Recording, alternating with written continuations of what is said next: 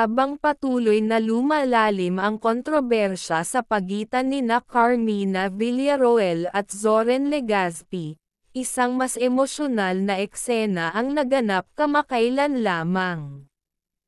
Ayon sa isang malapit sa pamilya, halos mahimatay sa matinding emosyon si Carmina habang same time na nagmamakaawa kay Zoren na bigyan siya ng isa pang pagkakataon.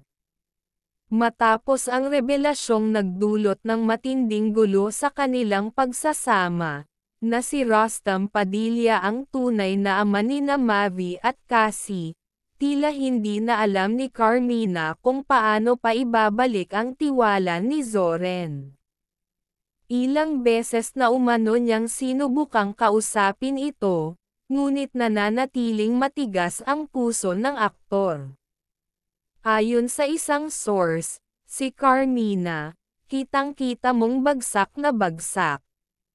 Hindi mo akalain na ang dating matatag na babaeng kilala natin, ngayon ay halos mawalan ng lakas sa pagmamakaawa.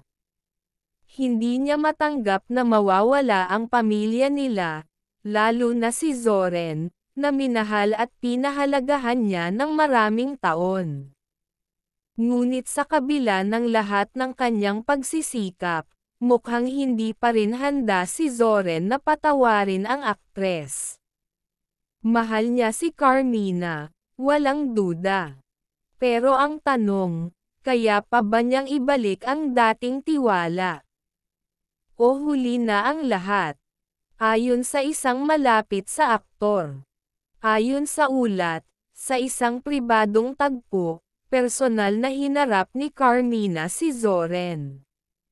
Doon ay hindi na niya napigilan ang kanyang emosyon at halos lumuhad sa harapan nito.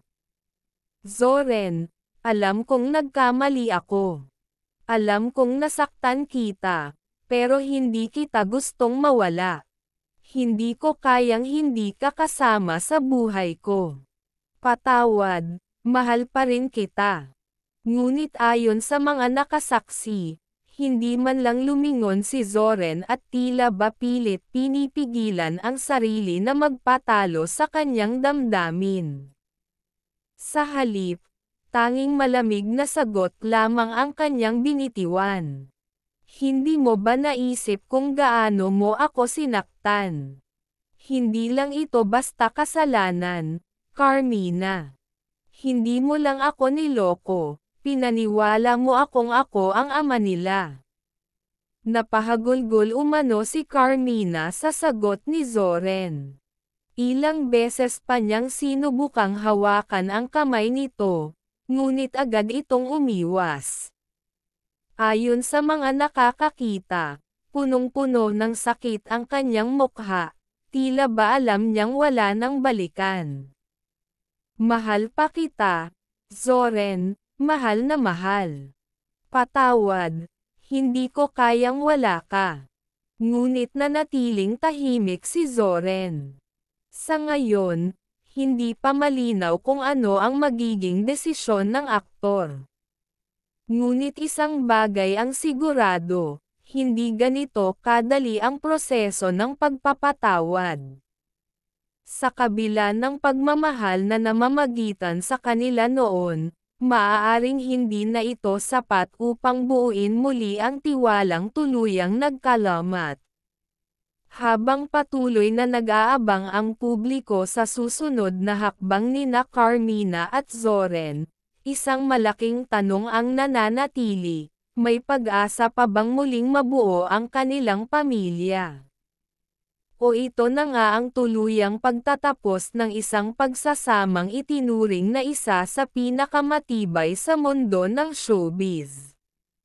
Sa kabila ng paulit-ulit na pagsusumamo ni Carmina, nanatiling matigas si Zoren. Hindi lingid sa kaalaman ng kanilang malalapit na kaibigan na minsan, ilang beses na rin itong pinag-isipan kung dapat pa niyang bigyan ng pagkakataon ang kanilang pagsasama. Ngunit sa tuwing susubukan niyang lumambat, bumabalik sa kanyang isip ang matinding panloloko na naganap sa loob ng maraming taon. Ayon sa isang source, si Zoren, hindi ito madaling desisyon para sa kanya. Mahal niya si Carmina, pero hindi niya kayang balewalain na sa buong buhay niya, pinaniwala siyang siya ang ama ng kanilang mga anak. Isipin mo yon, ilang dekada siyang nabuhay na may kasinungalingang hindi niya kailanman inakala. Sa isang pagkakataon, muling sinubukan ni Carmina na ipaliwanag ang kanyang panig, umaasang kahit papaano, may puwang pa sa puso ni Zoren para sa kanya. Oo, nagkamali ako. Pero hindi nagbago ang pagmamahal ko sa'yo. Ikaw pa rin ang pamilya ko. Ikaw pa rin ang tahanan ko. Kahit kailan, hindi ko inisip na mawala ka sa buhay ko. Ngunit tila ba hindi ito sapat upang burahin ang sakit na nararamdaman ni Zoren. Matagal siyang hindi nagsalita, tinitigan lang si Carmina, bago ito bumanto.